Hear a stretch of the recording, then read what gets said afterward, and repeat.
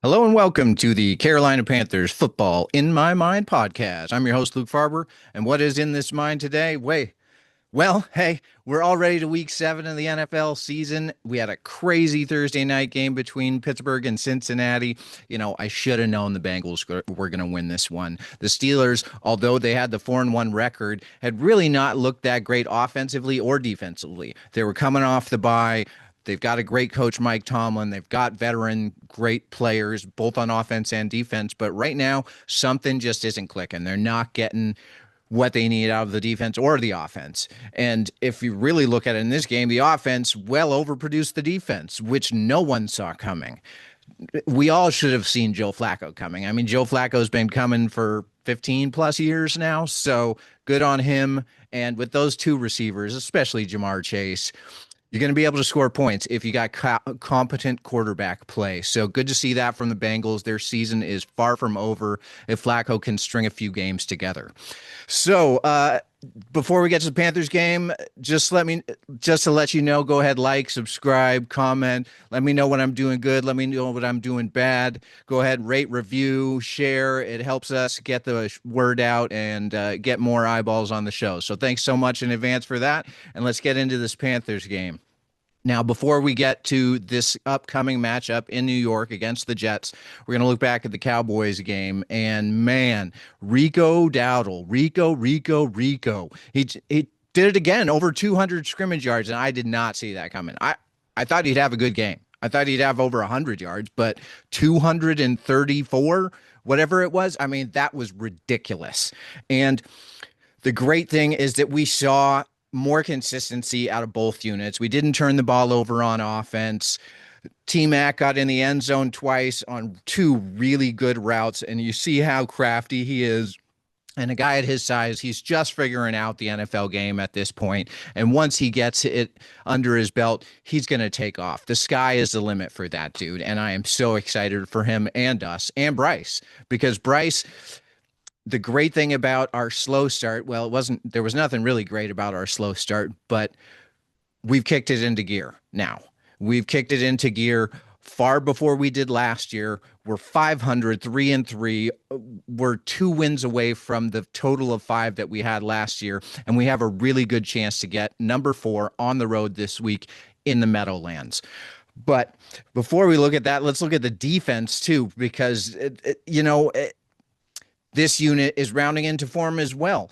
And it really starts with the big guys up front and stopping the run. The Cowboys only had, let me get it here, 31 yards on 19 carries. That's 1.6 per rush, and that's fantastic. Yes, Dak Prescott lit us up for 261 and 3 touchdowns, but I mean, Dak, a great quarterback, and if you can't get a pass rush, which we still can't, and it's unfortunate that I see Patrick Jones out because he is our best pass rusher and he will not be available against the Jets this week.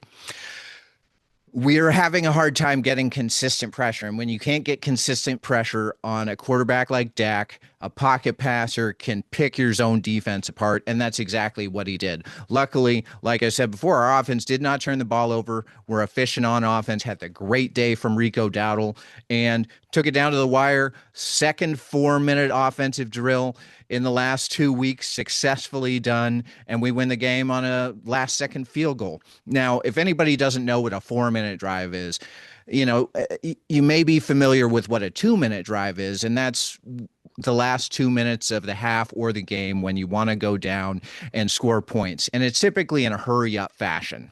Now, the 4-minute drill is more like the situations we've had these last couple of weeks, which is a little foreign to this team. So to see that they did such a great job at it is fantastic and bodes great for the future, because the 4-minute drive is when you're ahead or tied. 4 minutes left in the game.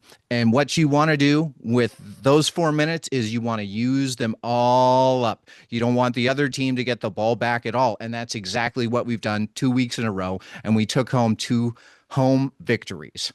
Now we're moving on to the Jets, obviously, this week. And that's the big question. We're going back on the road. And so far this season, we've looked horrible on the road. Now, our last road victory was week 18 against Atlanta last year. And we really took it to the Falcons that day offensively. So we're looking for something like that against New York this week. Now, the Jets, unfortunately, are one of the sorriest teams in the NFL. They have yet to win a game, and their offensive functionality looks pretty bad at this point. I've always been a Justin Fields fan. He's a great runner of the football. I think he's a capable thrower. But this week, their number one stud wide receiver, Garrett Wilson, is out, which bodes well for us on the defensive side of the ball, but does not bode well for Justin Fields and the Jets. So if there is a game to win on the road, this is the game, right? That's what's been so great about the last 2 weeks is we took care of two beatable teams at home. And that's what you're supposed to do. That's what good teams do. That's what teams that make the playoffs do. You win the games you're supposed to.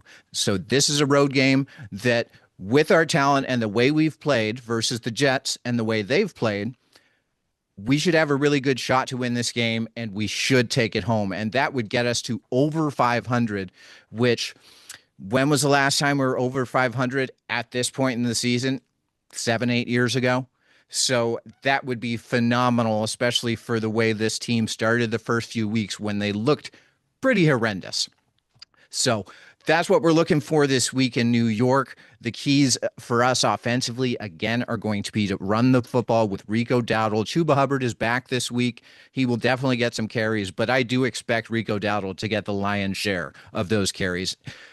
If a guy goes for over 200 yards 2 weeks in a row, you can't not give him the ball. I know Chuba's our guy, but hey, if Rico's this hot, you just keep feeding him, and we'll see what he can do. And I'm sure Chuba will be there to compliment, root him on, and tote the rock as well as he can every opportunity he gets. So run the ball, effective play action, look for T-Mac down the field. Finally, Jalen Coker is healthy and going to play in this game. Our Adam Thielen replacement is finally here, and I'm stoked. I'm excited. I was so thrilled with how the undrafted rookie last year played and was coming on through training camp in the preseason. I think everybody is excited, especially Bryce Young, to see him back on the field. And I think that's just another thing that gives us a leg up in this road game. So what are we looking to do defensively? The Jets run the ball better than they throw the ball. Actually, last week, they had a cumulative of negative 10 yards passing with sack yardage taken off, of course. I mean, I don't know if I've ever heard of negative passing yards for an NFL game. I probably have, but it's been a while. Excuse me. So the Jets are looking to run the ball. Well, that's our strength defensively. Those big guys up front led by DB, Derek Brown, all-pro defensive tackle in the middle, and he's going to be looking to stuff up those run lanes for Breece Hall and Justin Fields. Especially with their wideout Garrett Wilson out for this game, I expect them to lean even more into the running game, and they have to use Justin Fields' elite running ability because he's a quarterback just like Cam, who can run away from the defense. So we're going to have to be really sound on our gap integrity, especially when it comes to the zone read, and make sure we keep contained on the quarterback as well as keep in our gap scheme for the running back. Obviously, that's a little bit more difficult when the quarterback is a runner because that means they got an extra guy that can't be blocked. So we're going to have to be really on top of our game when it comes to that.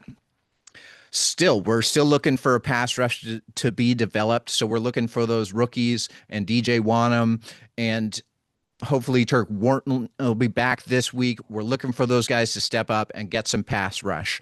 And until they do, this defense is not going to be elite.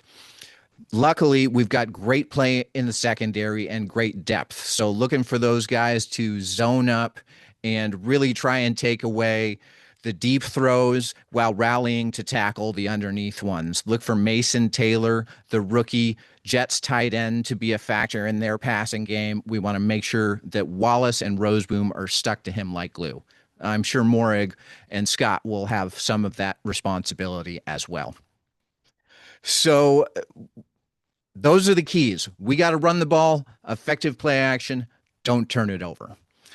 Defensively, stop the run, get a pass rush, don't let the ball fly over your head, and take advantage of any opportunity you have to turn the ball over. I think we're on a roll right now. There's a lot of confidence in that locker room. Jalen Coker coming back on offense.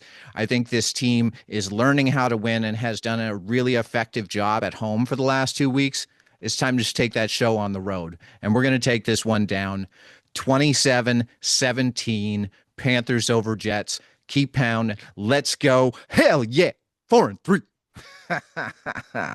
Anyway, let's move on and quickly look over the rest of the games in the NFL this week. It's been a busy week, so we'll try and just do this one rapid fire a little bit here. Little thoughts. Another London game, home game for the Jags, I guess. They're going to have a shot in this one. No Puka Nacua, all-pro wide receiver for Matthew Stafford, quarterback for the L.A. Rams. They still have Devontae Adams and Kyron Williams, but that gives Jacksonville more of a shot to contain them defensively. So look for this to go down to the wire, and I think Jacksonville might be able to steal this one in their home away from home. Good old London. Raiders-Chiefs. Everything points to the Chiefs in a rout here. They're at home. They've been playing well, and the Raiders have not. And almost all of their offensive firepower, being basically Brock Bowers, is still hurt. So if it isn't a blowout, it'll be a miracle. It is a division game, and they are coached by Pete Carroll. So weirder things have happened than the Raiders winning, but I'd say it's really unlikely. Then you got the Browns and the Dolphins in Cleveland. Cleveland has a fantastic defense. The dog pound is one of the hardest places to play in the NFL. It's going to be loud, especially for Tua and that dysfunctional Miami team right now. The Browns are going to pound them. They're the worst rushing defense in the NFL, and Quinshon Judkins, the rookie running back from Ohio State, at least 120, probably. Browns maybe even big in that one. Patriots at Titans. Titans fire their head coach. Will that give them a spark in this game? Will that give Cam Ward some more confidence, a better play call? I don't see that coming. There's a possibility of new energy, breathing new life into the Titans, but the Patriots are playing too well right now. They're too physical of a team, and they're much more talented than the Titans right now. Bears and Saints in Chicago. The Saints also in a tough situation this year where they're just not as talented as most of the other teams, and they've got a young quarterback who's still figuring out his way. Now, they've been competitive in most of these games, which has actually been a little surprising to me because of their talent level and the fact that they're one of the older teams in the league, if not the oldest team in the league. And that typically doesn't work, as if you aren't talented and you're old, that's a hard situation. But the rookie head coach, Kellen Moore, is obviously doing a hell of a job keeping them in this fight. But it's going to be hard for them to win on the road with Caleb Williams and Chicago Bears coming off a big Monday night victory against the Commanders. There's confidence in that locker room as well, and Chicago's going to take this one. Eagles Vikings in Minnesota. The Eagles don't look good right now. They look dysfunctional. Of course, they've looked dysfunctional at different parts of the season in both of the last 2 years. One of those years, they fell off the map, lost their last 6 games, including a playoff game where they weren't competitive. And then last year, they had the same dysfunction in the beginning of the year, and they went on and won the Super Bowl. So they're a conundrum. They've got great players. They've got veteran leadership. They've got great coaching. They should be in the favorite in this game and most games they play, but the way they are hurting themselves right now, I can't have confidence in them right now until I see it again. It's just been a few weeks of just bad football. And Carson Wentz, the ex-Eagle, gets the start for Minnesota. He's going to be looking for revenge, and he just might get it. Eagles need to pull their head out and save their season again. It is still early. They got some time to save said season, but we'll see how it goes down. This is an interesting one. Colts at Chargers, both in the playoff hunt in the AFC, if you can say that this early in the season, but they are both in good position right now to push for playoffs later in the season. Daniel Jones, Justin Herbert, 2 ascending young quarterbacks. We'll see who takes them down in this matchup. It's in LA. The Chargers is not a great home field advantage for them. Although I did see Khalil Mack is coming back off the IR for this game. So will he be able to get to Daniel Jones, cause a turnover or two, and turn the tide of this game? We'll see. Giants, Broncos, Jackson Dart and Cam Scatterboo are must-see TV right now, but they are running into the best defense in the NFL right now that is cooking. And this is going to be a real uphill climb on the road for the Giants in Denver, and I don't see it happening. Cardinals, Packers. The Cardinals are conundrum. With Jacoby Brissett last week, they almost beat the Colts. Now they're not sure if Kyler Murray will be available for this one as well, but they're at home against the Packers, which everyone jumped on the Packers bandwagon after they got Micah Parsons, but they have looked mortal at least a couple of times this year. Will Arizona be able to sneak one out in the desert? Possibly. Commanders, Cowboys. This one's more interesting to me just because you got Washington, best rush offense in the NFL. Cowboys, one of the worst rush defenses. They just got ran over last week by Carolina. Will they be able to stand up at home and have a better showing this week? If they are, Terry McLaurin is still out for the Commanders. Jaden Daniels, he worries me. He's had the knee injury already, and he gets hit a lot and runs a lot. Now, Mariota played well in a couple of games as a backup quarterback, but will Jaden Daniels put his body in too much harm's way and get himself hurt and miss some more games? It kind of worries me. Falcons 49ers on Sunday Night Football. This will be an interesting one with Atlanta coming off another impressive victory at home over Buffalo. And Atlanta's been a very Jekyll and Hyde team. I think you can look at home and the road as well. So they're on the road this week again on a short week coming off a Monday night game. Are they going to be able to continue their success? They've got a young quarterback, and will he be consistent enough to just really get the ball to Bijan Robinson? Bijan Robinson is the best offensive player in the NFL right now. I don't think it's close. Give him the ball anytime you can, and you're in good shape. Plus, Drake London being out there, you got two top-notch weapons at running back and wide receiver for Michael Penix Jr. Don't turn the ball over. Be efficient, and you're going to have a chance to win a lot of games. I'm still not a believer in this defense. I know they've added some pieces. I know they've played well in spurts, but I got to see more. I got to see more consistency. Will they be able to do it on prime time in Santa Clara on Sunday night? I don't think so. Niners win this one. Bucks, Lions. The Bucks, they have their top four wide receivers out most likely, as long as Mike Evans doesn't miraculously play this game. Baker Mayfield's a stud, maybe the MVP of the first 6 weeks of the season, but obviously that award doesn't exist. Bucky Irving's out again. Rachaad White is a good back, but he's not Bucky Irving. In Detroit, after Detroit is coming off a loss, Detroit is just one of the best teams, if not the best team in the NFL when they're rolling on all cylinders, and I expect them to come out pissed off and on fire Monday night. And as good as the Bucs have played, and as good as Baker Mayfield has played, I don't think they have a chance to pull this one out late. It'll be closer, I think, than people think, but not close enough to get a win for the Bucs this time. And we got a second Sunday night game. I'm looking forward to this one. This one's in my backyard here in Seattle.